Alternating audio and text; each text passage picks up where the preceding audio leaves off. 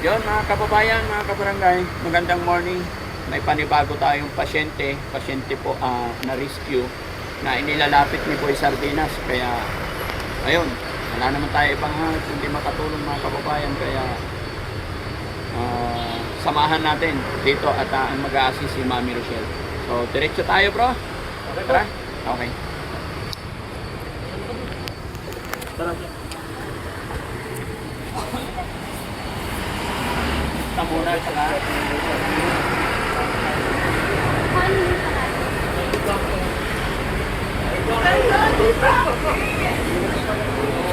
Kamay ko, hello. Grabe, kakanood ko lang sa'yo, ha? Opo.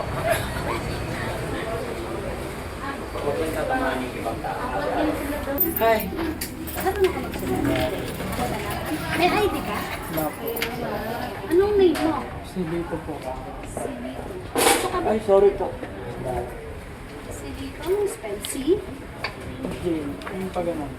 Letter C o Z? Dilito. Silito. Ah, Joselito. Joselito.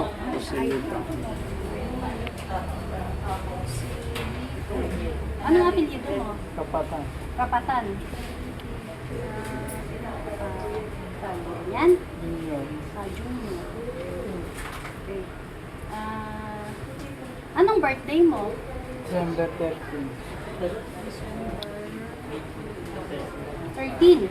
19. Ilan taon ka na? 27.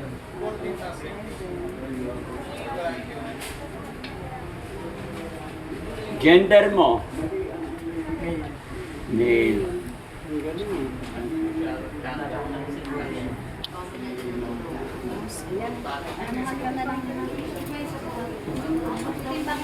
Okay. Dito ka kuya.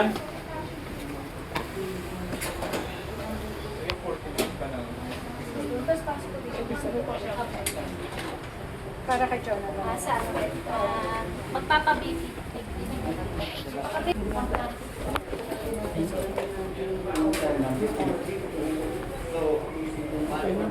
Pwede kang pupunta.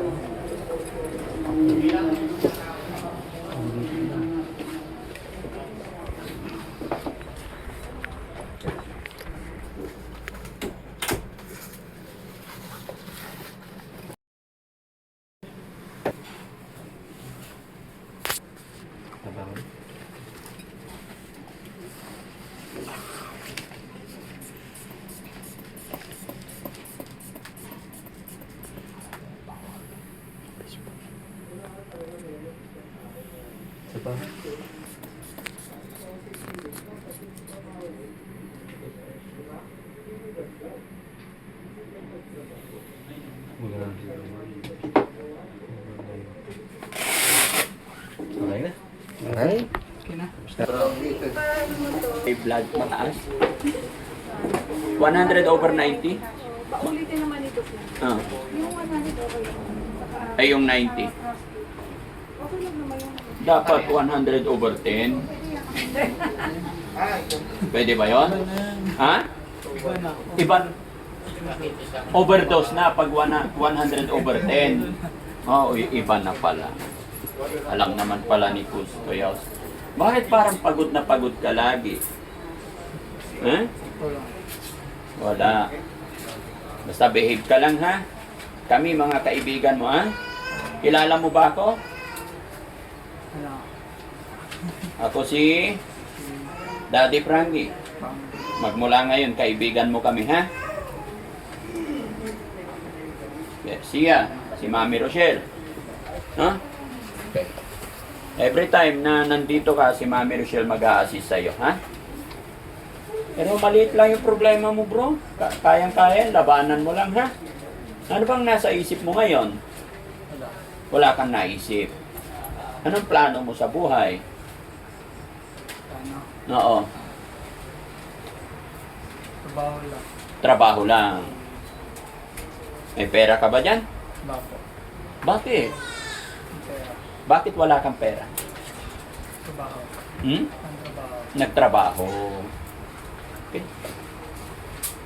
Nga pala, may tanong ako. Napag-aral ka rin ba, if you don't mind? Hanggang saan? Hmm? K-12. K-12. Galing. Galing naman pala eh.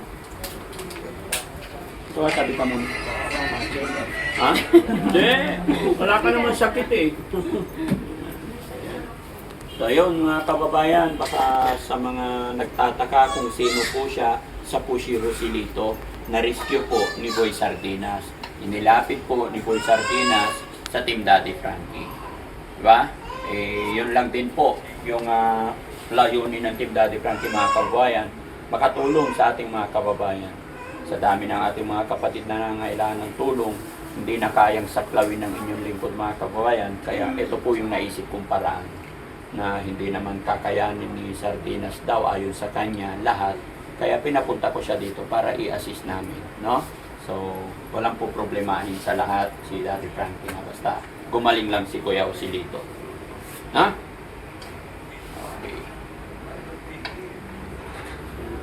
Okay. Ano oras kayo malis doon sa bahay nyo? Mga ano ba, mga 9? 9. Buti nagawa nyo ng paraan kasi sakto nandito rin kami. Ano po? Kasi may pasyente kami pamunta sa ospital. Tapos dito, kararating lang ng dalawa. Yung nadatnan mo, dalawa. Papa-x-ray pa. Ito, Daddy Frankie, ano po, marami siyang kawal sa trabaho niya. Hmm. Marami siyang masipag. Oh. Nakakatulong sa magulang, kaya yung nanay niya, nagpunta pa ng simbahan para yung panalangin na makita siya. Hmm. Tapos yun, ilang araw na, dinunod na agad yung panalangin ng nanay. Ilang taon siyang nawala sa magulang niya? Ano po, mga 1 taon na po siyang may sakit eh. Pero yung pagkawala niya, nasa walang 1 buwan daw po yata. Paglakad lang siya. Tapos kung saan lang po siya natutulog. Tapos tubig lang daw po yung pagkain niya. Walang nagbibigay sa kanyang pagkain. Hindi pa naman halata, okay pa. Mataba pa siya. Meron po kasi siyang iniinom na vitamins eh. Saan galing? Saan galing yung vitamins na iniinom mo? Yung vitamins na iniinom mo, saan galing yun? Baka napulot mo lang yun. Parang yun yung pagkain niya, pag nagugutom daw po siya, yung tableta po na iniinom niya. Pwede makita? Iniinom mong tableta? Bawal kasi mag-inom-inom ng kung ano-ano na hindi galing sa bisita ng doktor. Baka isa yun sa mga cause na nagkakaproblema yung isip nila. Kulay green. May pangalan? Nabasa mo? Ano po nakalagay eh? Mayroon nang nakalagay na C. Baka vitamin C lang. Vitamin C. Okay. No problem kung vitamin. Diba? Pero better pa rin na galing sa doktor. Wala, hindi po siya napapakamatulog kung bigyan niya kasi mahirap na din po siya. Eh, alam ko mayaman ka eh. Hindi. Meron bang ano, mayaman na sardinas? Teka, at napansin tayo ni Daddy Frankie. Nakita ko yung sitwasyon niya.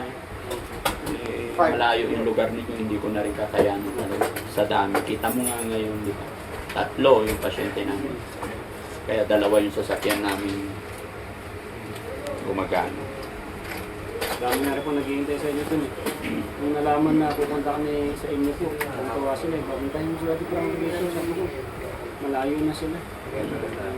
Ginagawa nga nila yung bagong dating tsaka Isip ko makakaw dito na tatrabaho ko. yes po. Sorry. One, ano, Minor lang yan. Minor lang. Sila Kuya Oliver nga. Sila Ate Nida. Pero ngayon nakakaalala na niya. Napabayaan mo rin kasi. Yan. Konting ano lang yan. Pahinga.